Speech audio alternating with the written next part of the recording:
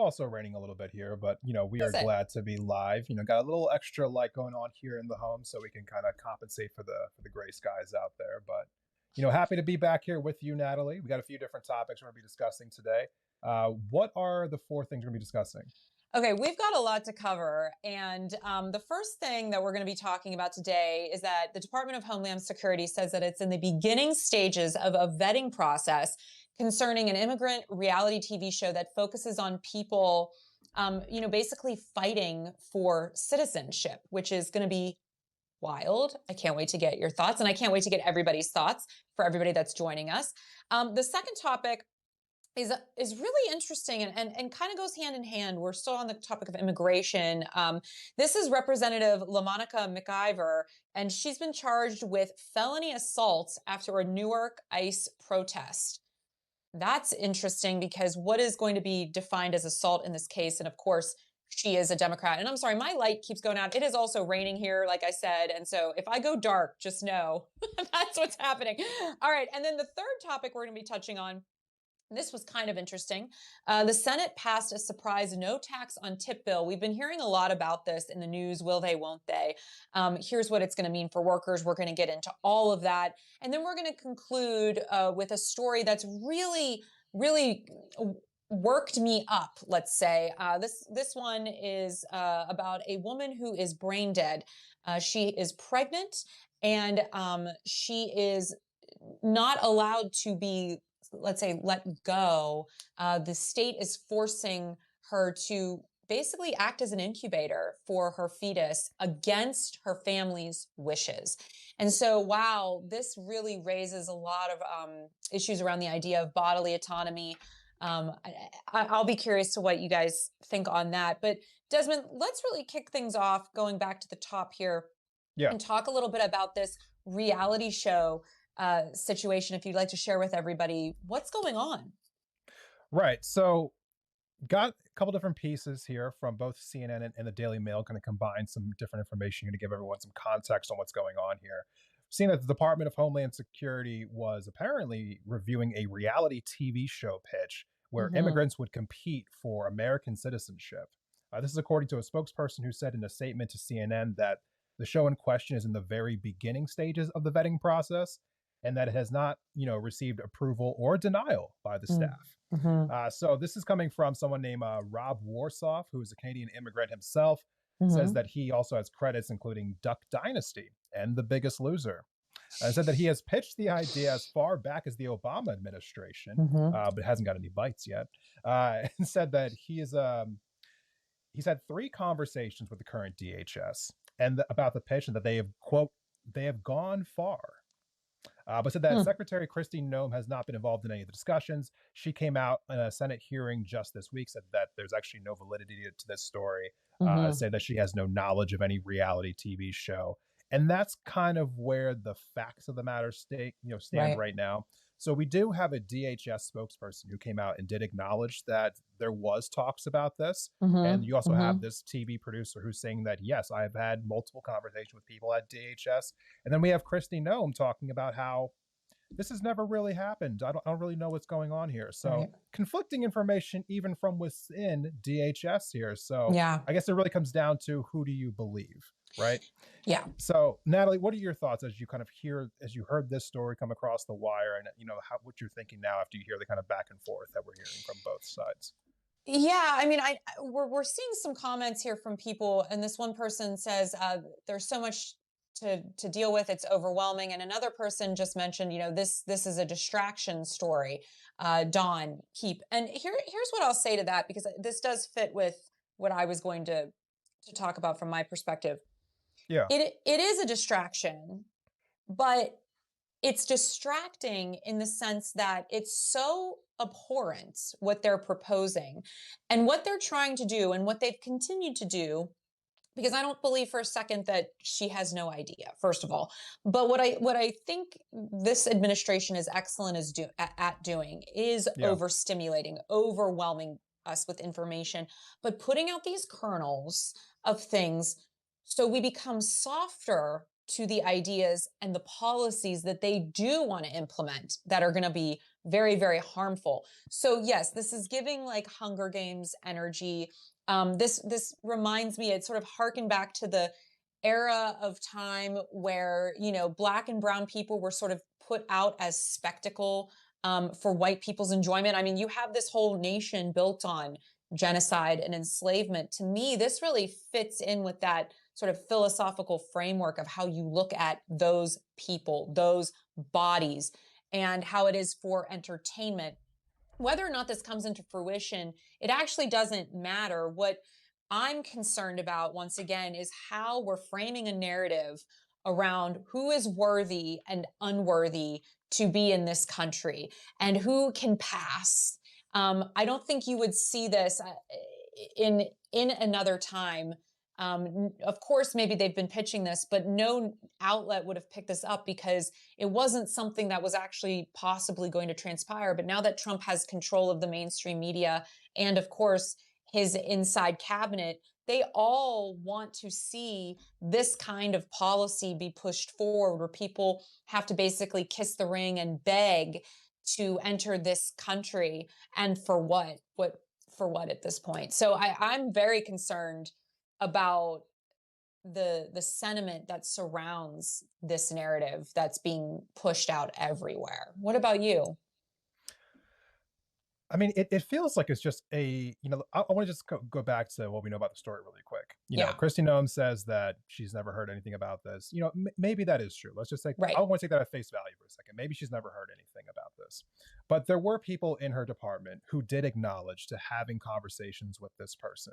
Yeah. And that they had multiple conversations with this person. So maybe if the Secretary of Homeland Security did not have these conversations directly, people within her department were. And as far as I'm concerned, if you're the head of the department, you are also responsible for what's happening within your department. So I don't really want to hear anything about, oh, I didn't have these, conversations directly. Well, people underneath you did. Okay, so you have to take accountability for that. Kind of going along these lines, though, it's not surprising to me because one, as that was stated in the article, in the CNN article, it hadn't been denied yet.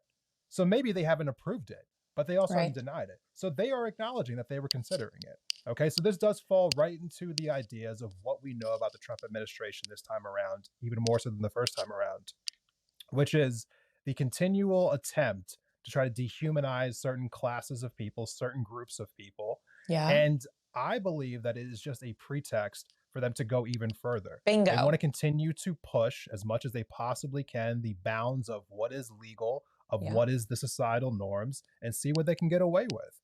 And so, yes, to some degree, this might feel like a distraction story, but to me, this feels more than like a distraction story. This feels like, how can we continue to push this certain group of people further into the boundaries of society? And if people don't react negatively to it, if people don't get upset about it, then what more can we do? I think it's in these moments that we have to be even more boisterous, even more like pushing back against these kind of things, because what we're trying to see right now is the continual dehumanization of immigrants coming to America, especially immigrants who are not white. That's right. And to piggyback off of that, I 100% agree. And I think that's why this one just really like stuck with me, because I think what they're doing is it's almost like A/B testing, where they're putting things out and seeing how does the messaging go over. And this didn't do well, right? People did come back and say, this is awful, this is gross, this is grotesque. And so I think, to your point, once again, he's manipulating and using mainstream media to serve his purpose, which is to see what he and his cronies, his fascist regime, can get away with. And Dawn, you also raise a good question. Who would sponsor such a thing? That's, I think, where this could fall down for him, because what advertiser would want to be associated with this show? So here's my other thought on that. Probably the same ones who would advertise anything going on with the Daily Wire. I'm sure they could find 2 or 3 businesses. I'm sure they could, but I think if you're talking about network television, I think it's not going to be as simple as a few sponsors, because of how how cable advertising actually works. And I don't know if a lot of advertisers would actually be on board with this, but I think this, to me, would be a way for him to try to say, Trump to try to say, well, this is why we need state-sponsored media, so to speak, because I think I could see in a different world, God. they would want the taxpayer to pay to have this out on television and Yeah, see once defund again. Sesame Street and give us this instead, right? Exactly. And so I think we're underestimating them. And I think we've got to stop doing that, not individually, but on the collective. Like these are terrible people and they have no morals or scruples. And so of course they're going to find a way to get us to somehow fund this. It just wouldn't surprise me. But I do think they were doing this as sort of a test, so to speak. Yeah, I could not agree more. And I think it kind of like perfectly lends us into our next story as well, because it feels like what we are seeing right now is just the continual pushing of the norms, pushing of the bounds. Yes. Like what can this administration get away with?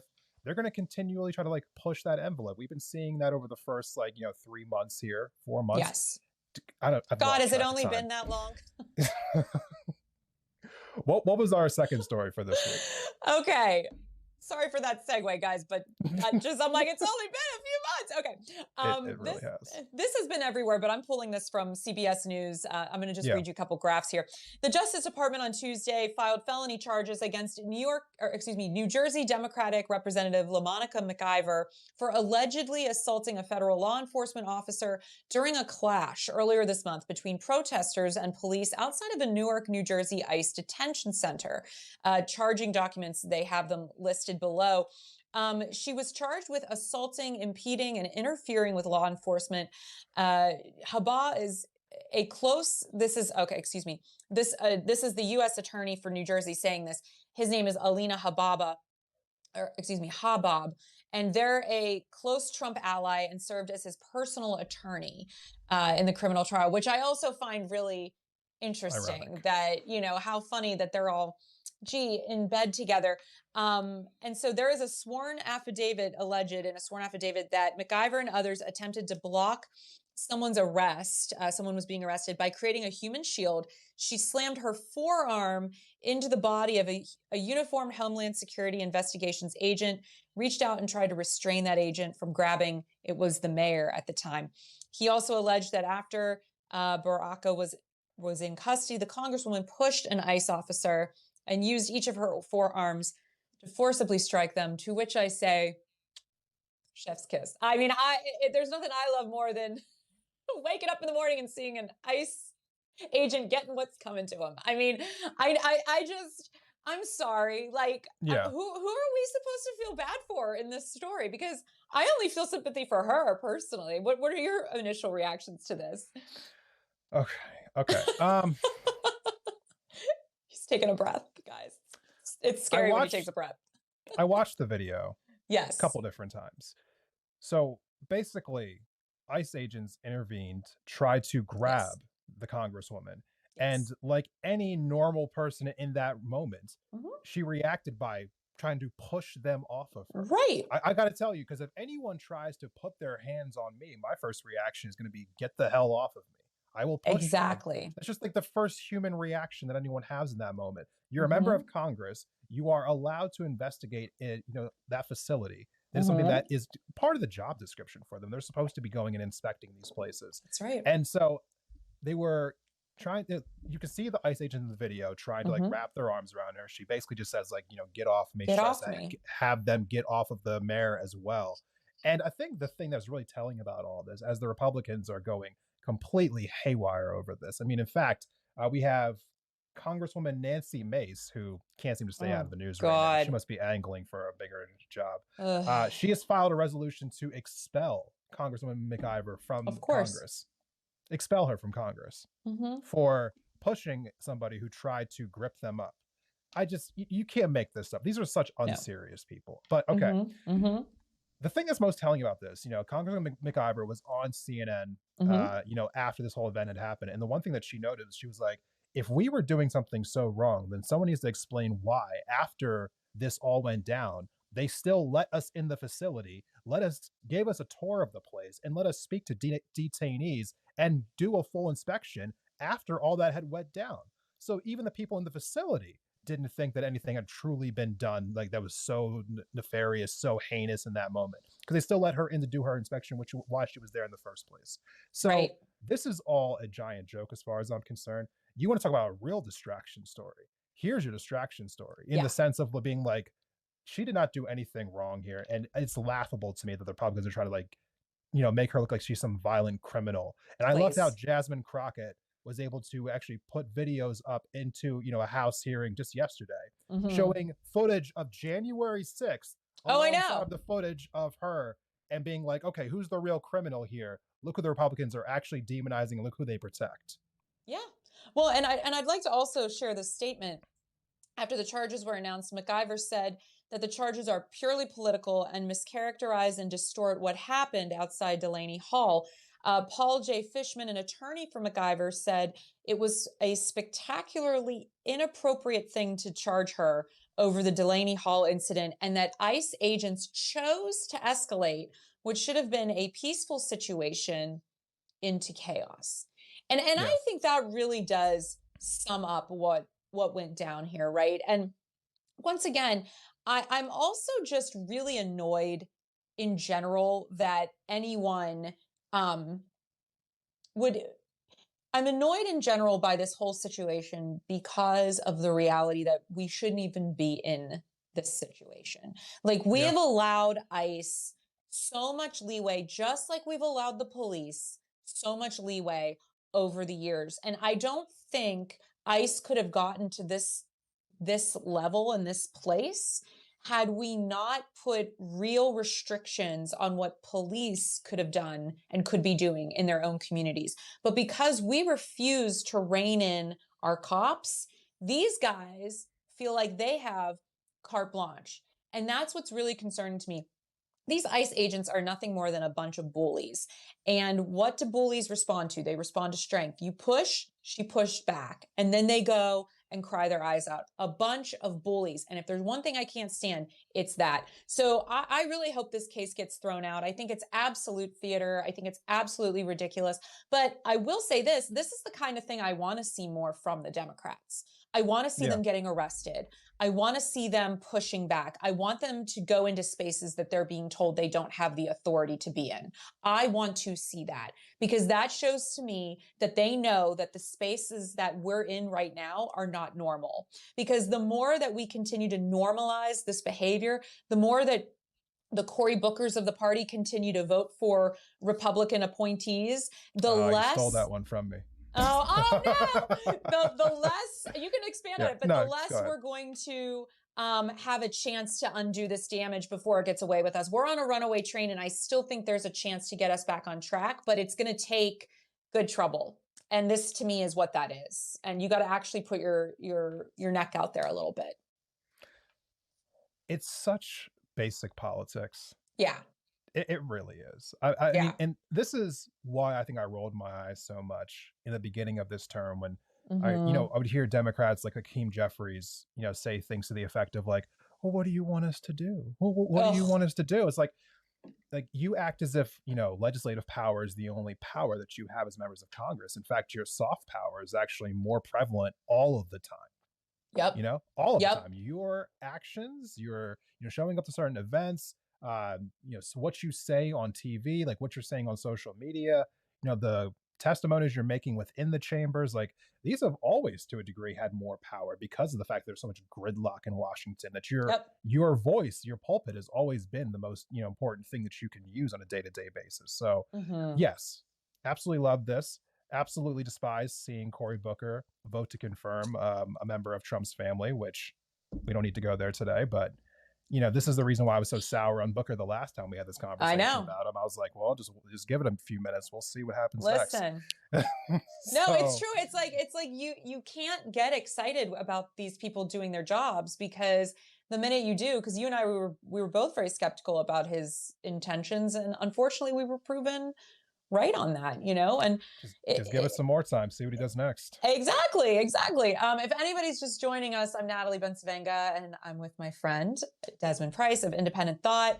Desmond, if people want to subscribe to our newsletters, where can they go? How can they do that? Because that's a good thing. We want that. Subscribe at the top of the screen here. Go ahead and click on that right now. You should be able to subscribe to both of our publications. If you're watching the playback of this right now, whether that's on YouTube or Spotify or on Substack as well, there will be links in the episode description. You'll be able to subscribe to our stuff from there.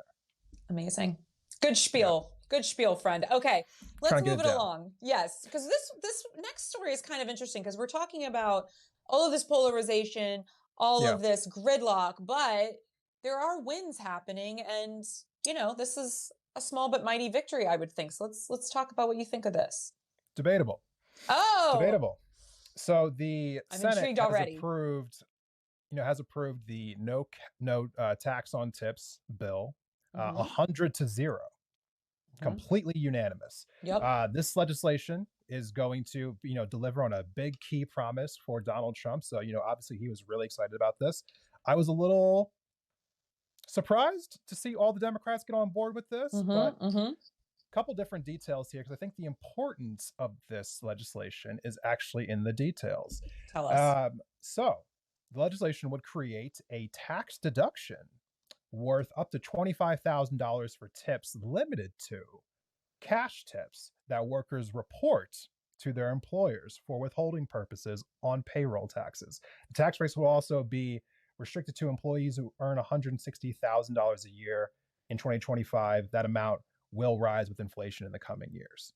Mhm. Mhm. That is about the extent of Hmm. basically what everyone reported on this. Everything else, whether it was like NBC, CNN, the Hill, basically that was the gist of it. Then a bunch of testimonials about, how Ted Cruz was saying, "Oh, this was a great thing. I'm glad this was going to be happening." You had Jackie Rosen, senator in Nevada, who was also saying that this was her bill that she had put through. She expected it to be blocked, but she was surprised that it wasn't blocked.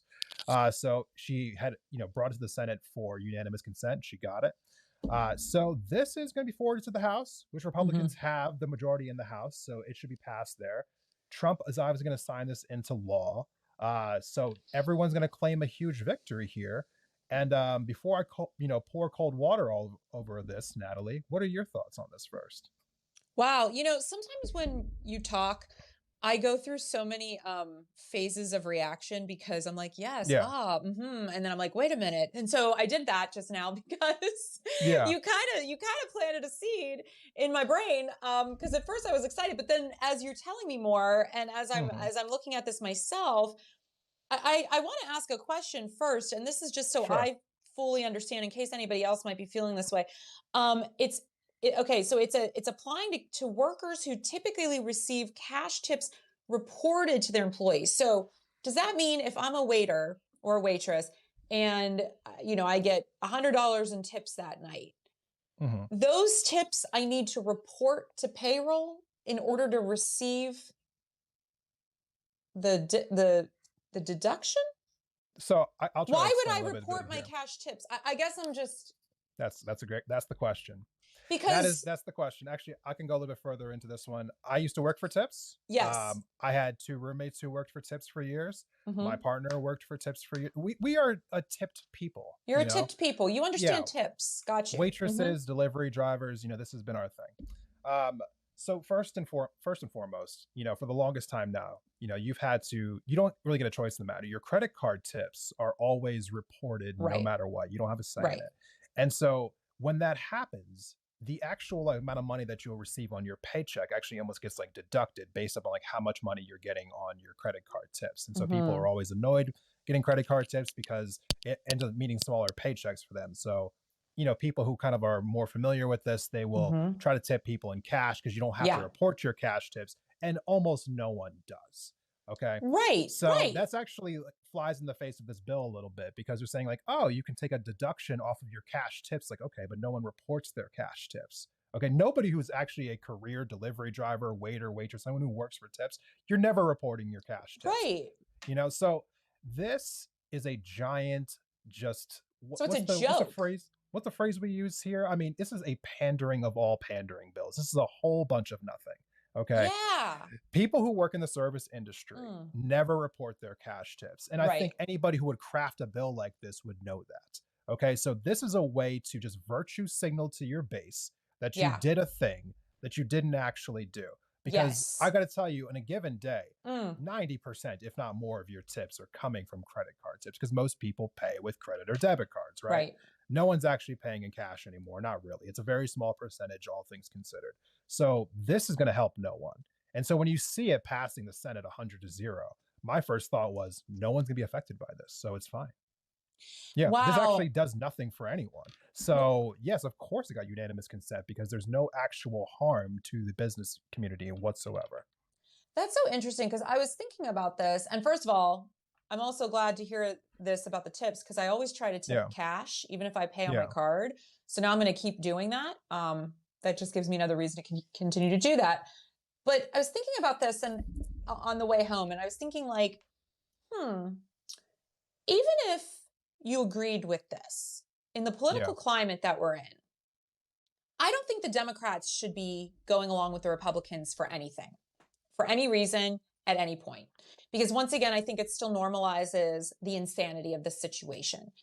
And so I think it actually would have made a lot more sense, maybe, I don't know, if one of them went rogue. Let's say I was in Congress or something and I said, no, I'm not doing this, because then everybody in the media would have been like, look at this horrible Congresswoman that's refusing to sign on to this. And then you could talk about the fact, here's why I'm not doing this, because it actually doesn't do anything for anybody. It means nothing, and it's a big nothing. And they could have made a statement. They could have made some kind of, propaganda around this for why you can't trust Republicans, because this is the nonsense that they put out. But once again, the Democrats weren't thinking outside the box. They weren't thinking cleverly, and they just went, oh, this is good. We'll just go along with this. I think this could have been a great opportunity to stand up yet again and be like, yeah, I didn't go along with it because it's bullshit. And here's why it's bullshit, because nobody reports cash tips anyway. Like, I don't know. That's just my initial reaction. Right. And also the fact that it's a tax deduction that you would get after the Right. fact. You're not even Right. actually eliminating the taxes on the cash Exactly. tips. So Exactly. you're asking people to report cash tips, which they never do. And then you're hoping that they get a deduction and you're not sure what it will be or how much. Or no, it's all a joke here. I think this might be one of the rare times we have a point of disagreement here, in the sense of, I think We're going to be that okay. It's going to be okay. we're going to be okay. If Nobody the bill, panic. if the bill actually Yeah. was eliminating tax on tips, if Right. that was the actual bill, then I would want them to vote for it. Totally. And I But wouldn't care about normalizing, mm, the Republicans in this particular case, mhm, because mhm. I think that what is the most important thing is bringing relief to working class people who are being crushed. I mean, people who work in this industry, as I can tell you from That's fair. firsthand experience, like these are people who are struggling, like Yeah. really bad. I mean, you are relying on tips to survive. You're not doing too hot, okay? And so the people who could actually use the relief here of not having their credit card tips taxed as much, it's gonna mean higher paychecks for them. And Yeah. so I don't see anything wrong with that. We Okay. have a party so focused right now, and the Republicans are doing everything possible to eliminate taxes for the wealthy. Yeah. If they also at some point actually, not they're not doing it here, but if they did in some alternate reality want to eliminate some taxes for working class people, yes. Okay. Yes, I would be supportive of that. I will take that under advisement in my pretend Congresswoman place that I'm not actually in, as my advisor. No, Yeah. I understand and I totally agree with you. And I do think that at the heart of everything, we should be trying to create relief for working and middle class families, period, point blank. But this was not that case. So I still No, think it it was would not. have been a lot better of a decision from a PR perspective and from a messaging perspective for one of them to have gone rogue and just been like, I'm not doing this because it's BS. And that would have been, I think, a bigger thing because it would have called attention to the fact that this is crumbs. This is like the Republicans and Trump's fascist regime are eating all of these cookies, and there's like 2 or 3 tiny little crumbs, and they're kind of just like brushing them our way, and they're going, you can have those. Here, aren't we generous? Yeah. Aren't we magnanimous? Aren't we amazing? It's very let them eat cake, and it's disgusting. It's Yeah, disgusting. just wait till Friday when we're talking about more of the details about the big beautiful bill, which is a bunch of Ooh, garbage. So when we talk, we'll yes, be talking about that here in a couple of days. yes, Medicaid cuts, Medicare cuts, SNAP cuts. They make it very clear about who they actually want to help and who they're not yes. okay with helping. So And I'm really glad we are going to talk about that more on yeah, Friday, and really dig into that because, you know, all of the things that we talk about, I think, are very vital and important. But that to me just has such incredible far reaching implications for yeah, literal generations. Right. if it were to happen. So I'm glad we're going to be discussing that. And if you're just joining us, I'm Natalie Bensamanga, and this is Desmond Price of Independent Thought. And we're doing a little news roundup today, and we've got one more story to touch on. But Desmond, if people want to subscribe to our Substacks, where can they do? How can they do that? Yeah, at the top of the screen right now, you'll see our names scrolling across the screen. If you go ahead and click that right now, you should be able to subscribe. If you're watching the playback on Substack, YouTube, or Spotify, you should be able to go into the episode description. You will see the links for not just our Substacks, but also for YouTube, Instagram, things of that nature. Check it out. Yeah, thank you.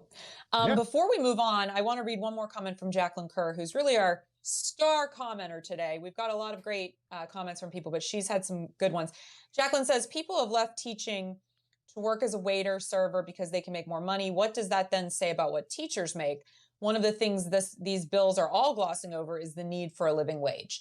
And hell yeah. I mean, I think at the heart of all of this, everything that we've been talking about last couple of months, you and I in particular, have really focused on just the level of financial inequity in this nation and how it is just trending in a worse direction. And that'll be an ongoing conversation as well. So thank you for bringing that up. Yeah, and it kind of feeds into everything we talk about anyway. None of us are getting paid enough, period. It always is. And I think these are conversations that we see a lot in labor politics too, right? Yes. You'll see John Deere workers going on strike, or particular hospital workers going on strike, or coal miners going on strike. And I think sometimes we'll see one industry actually get a little bit relief, and then well, hey, people need relief over here, people need relief over here.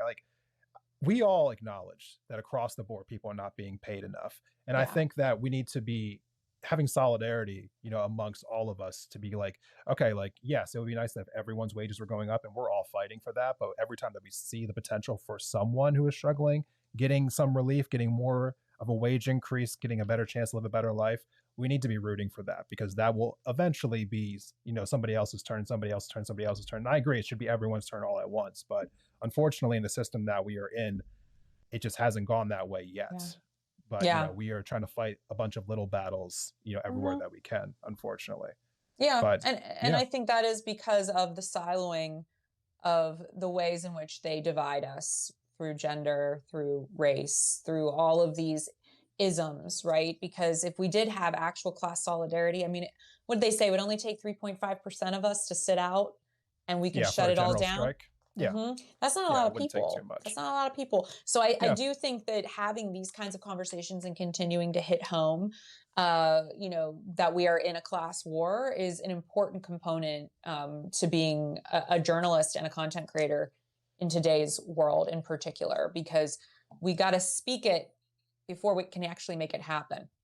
And I also, we've done these the last couple of weeks, and I've wanted to touch on a topic that's just kind of pissed me off, sort of cap us off at the end, even if it's not truly related to the other things we were discussing. And I've been really closely following this story. I'm going to share a little bit about it from NPR. This is a sensitive topic. We're going to be talking about abortion rights and death. So if that is triggering to anybody, I just wanted to put that out there first. But this story, Desmond, has me feeling all the feels.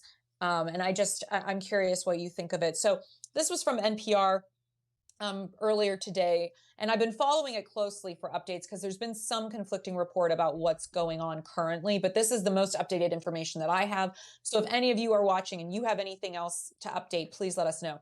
So this says, a brain-dead woman's pregnancy is raising questions about Georgia's abortion laws. Adriana Smith, a 30-year-old nurse and mother, was about 9 weeks pregnant in February when doctors declared her brain dead after she suffered a medical emergency. This is a tragedy. Smith's mother, April, told a local Atlanta station that the doctors at Emory University Hospital have been keeping her organs functioning since then until the fetus can be delivered, citing Georgia's law banning most abortions after fetal cardiac activity can be detected, which is an electrical pulse, or roughly about 6 weeks into pregnancy. She has been left in this vegetative state as basically an incubator for more than 90 days. Her body is actively decaying. I mean, she is brain dead. This to me is an aberration. And this is sad too. This is what the mother said, this poor mother, to deal with this. She said, my grandson may be blind, not able to walk, and we don't even know if he'll live once he is delivered. And she said, I'm not saying we would have chosen to terminate her pregnancy, but we should have had a choice.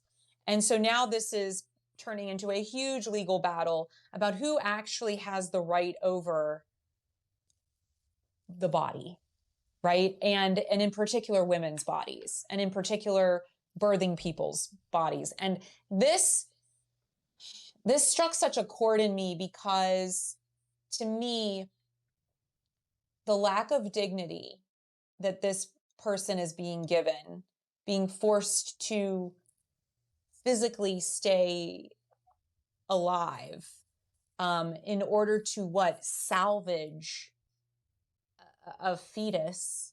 Yeah. For what? Like, I really don't understand what we're doing. And what really bothered me about all of it is that the law, you're going to love what it's called. It's called the Life Act.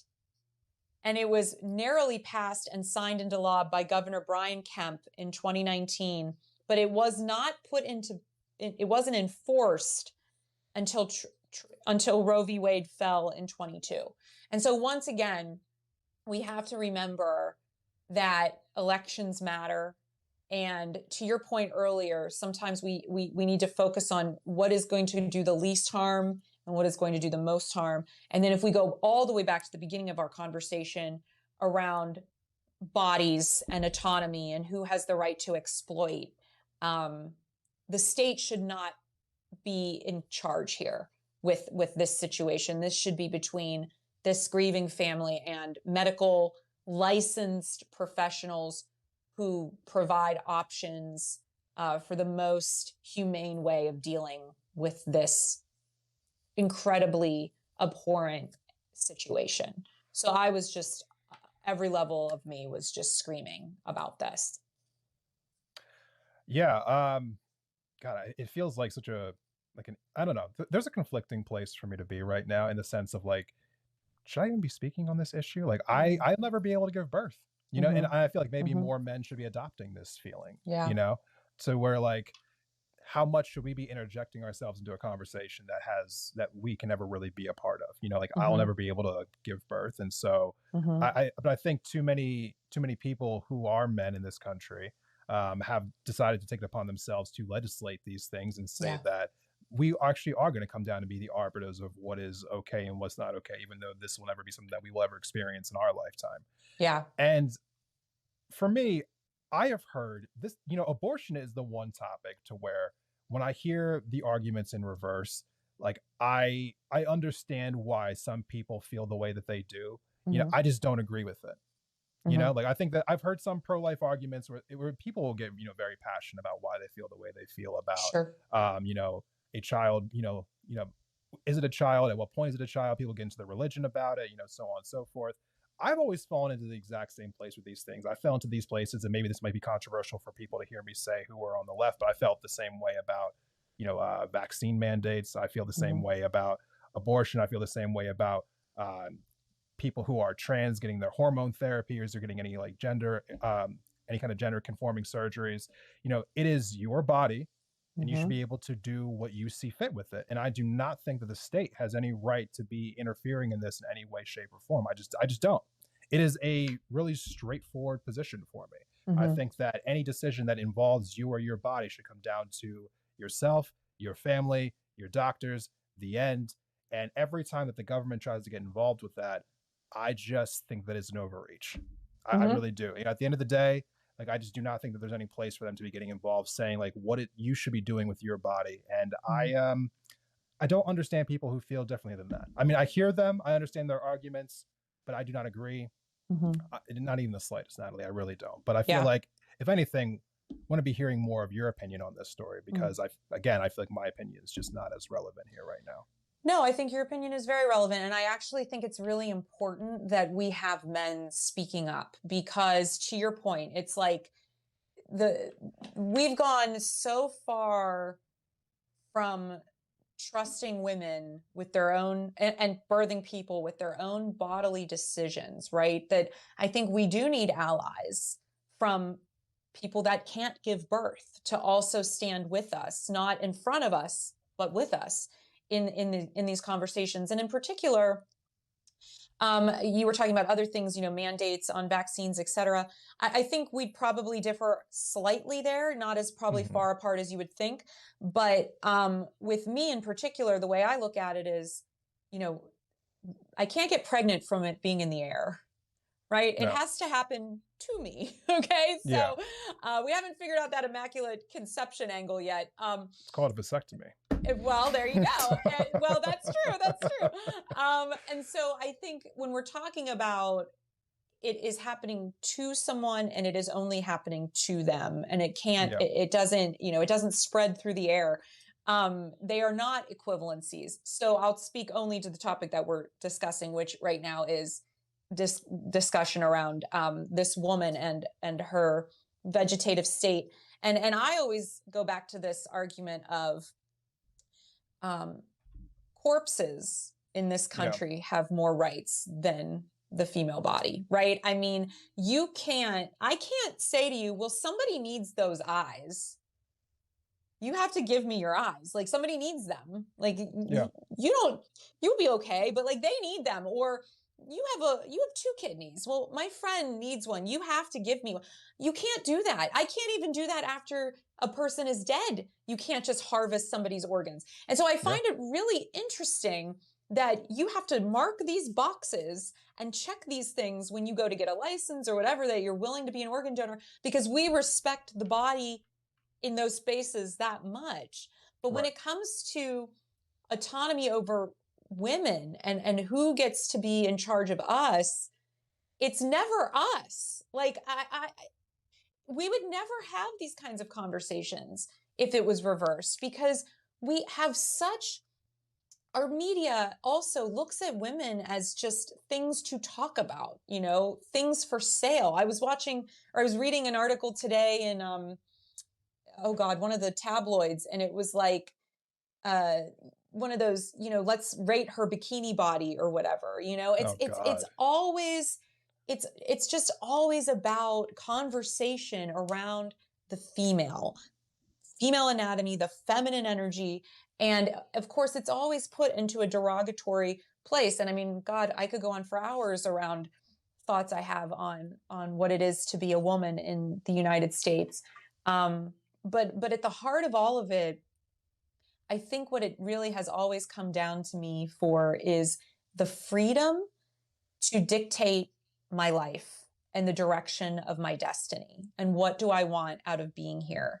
And I can't do that if I am forced to be pregnant, which is also considered a crime against humanity, forced pregnancy, when we look at it from international law. But we force pregnancy on women here all the time. And so I think we really have to look at this from a value systems perspective. And I've done a lot of reading lately around indigenous practices around pregnancy and abortion, Jewish practices around pregnancy and abortion, and they hold it in a very different space than the Christians do. And it's looked at as a sacred part of the feminine experience. And it's really not to be discussed in a way that it's up for debate. It's just a part of the experience of being in these bodies. And I think we've really detached from that, and we've allowed people ownership over that for so long now that it has become almost shocking when a woman says, I don't consent. It's like, what do you mean? And that's what kind of breaks my heart. But I just feel so sorry for this poor person who is, unable to cross over to the other side and is forced to stay here as an incubator, and who may give birth to a child that will never now have the life that it could have had she been with them. So it's just, wow, it's really heavy. And I don't understand where the Christians or people that backed this bill, I don't understand how they can say they're in support of what's happening right now. I don't understand it either. But Yeah, then again, I don't really understand the time that we're living in. I I know. mean, so many things have been normalized in the last, I mean, just 5 years, Yeah. that if you were to have this conversation 15 years ago, people would think that you're talking about some like dystopian reality. But when we are talking about a Republican Party that has dragged this country so far backwards, with so many different Hmm. decisions that they've made. I mean, we're talking about this right now with abortion bans. We're also talking about rolling back child labor laws. We are talking about teaching election denialism in schools, to Yeah. which I will have to be getting into that more another day. What's happening in Oklahoma right now? I mean, you have someone like Robert F. Kennedy heading the Department of what, Health and Human Services. I mean, the list goes on and on and on. I mean, Elon Musk and Doge. I mean, like, it is just so just pervasive, Natalie. Just how Yeah. many different things we are seeing from the Republican Party that have broken every single norm, dragging the country backwards into places that we never thought we would go to again or ever go to at all. I mean, I all the time just am really thankful for the work that like we are doing and that other people are doing in this space, because I think it's more important now than ever that Yeah. people are speaking up against what's happening right now, because the less that we see that, the more that this is normalized, the more permanent it That's becomes. it. Like, that's really the crux of all of it for me, is because if we are silent about this, if we do not speak up about it, if we are not pushing back against it, it just will continue. It Yeah. won't just stay where it's at, it will increase. And I Yeah. think that that's the takeaway that I constantly want to like tell people when we're having these conversations, is you can't normalize this by being silent. If you are doing that, you are allowing it to fester. And I think Yeah. people get a little hopeless sometimes. They think, I can't do anything about this. I don't know what to say. I don't know like how to protest. I'm just so tired. And I get all of that, but the answer can't be nothing. Mm. It can't be nothing. That It cannot be the answer. it absolutely can't. And I appreciate everything that you shared. And before we wrap this topic up, Yeah. I was looking down because I wanted to add one thing. Okay. Um, I believe, and I looked up who this woman was, Adriana, and I believe she is Black. Mm-hmm. And for whatever reason, that also just to me adds another layer to this as well, because we know um, everything is a lattice, right? All of these different isms, racism, sexism, how they feed into these conversations. And so the idea that this woman and this Black woman cannot consent to what is happening to her body just really harkens back to a lot of things that have happened in the history of this country. And it just further disgusts me, the degradation that we are allowing women, and in particular women of color, to endure over and over and over again. And so um, I don't see a way forward here unless we start truly repealing all of these horrific laws and actually centering the sanctity of life that we have right here through laws like, you know, improving our housing opportunities, you know, creating more affordable housing, having universal health care, having paid leave for all, having childcare, having higher education that's paid for. Like, these are the things that, what is this called? The Life Act should actually be in support Yeah. of, and not about an electrical pulse giving them carte blanche to desecrate bodies, basically. Look, we know it's all a farce at the end of Yeah. the day. The Republicans have never been pro-life. If they were No. pro-life, they would be enacting all the things that you were talking about. I Yeah. mean, like, to And a that's just degree, scratching the surface, right? that's just scratching Yeah. the surface. I mean, if you were actually the Christian that you claim to be, you would actually, I don't know, embody the teachings of Christ. But here we are. Hmm. So no, this it's all a joke to me. It's always about control. It's always about they want to increase the birth rates because like, Hmm. hey, I mean, you want to have more workers, as you're seeing That's here. I right.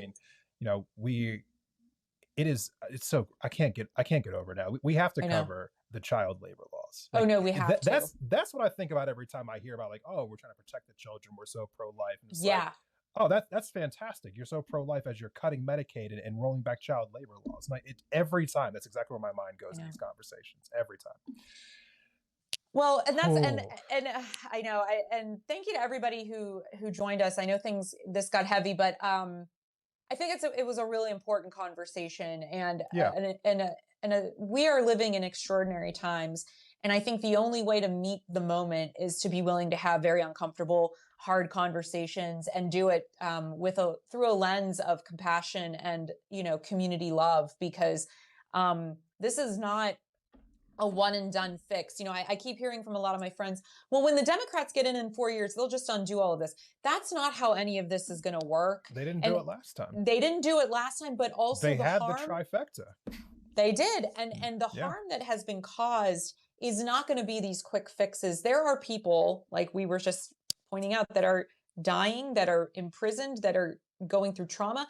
But beyond that, just on the collective level, so many people are in need of real reform. And so when we're thinking about the topics that we like to share through this show, I think it's important that we recognize that there are always things that we can do and be a part of.